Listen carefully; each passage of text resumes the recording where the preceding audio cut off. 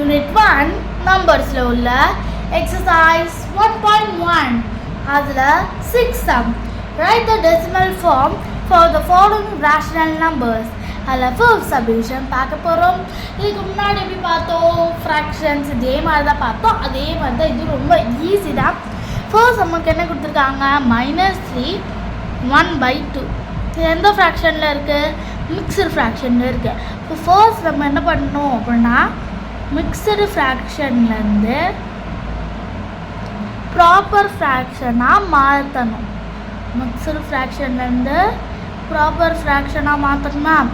இப்போ first proper ஃப்ராக்ஷனாக மாற்றிடலாமா? இப்போ 3 2s are இது ரெண்டு மல்டிப்ளை பண்ணி இதை ஆட் பண்ணணும். இப்போ 3 2s are என்ன, 6 + 1/2.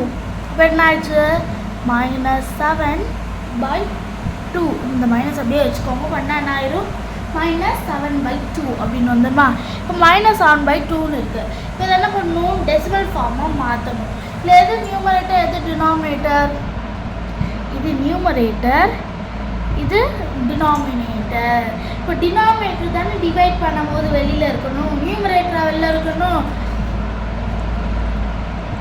இதானே கரெக்டு. அப்போ இப்படி தானே எழுதணும். இப்போ இப்படி எழுதிட்டோமா? அப்போ என்ன அடுத்த ஸ்டெப் என்ன பண்ணணும், இப்போ எழுதியாச்சு. இப்போ நெக்ஸ்ட் ஸ்டெப் என்ன பண்ணலாம், 2 3s are 6 பண்ணலாமா?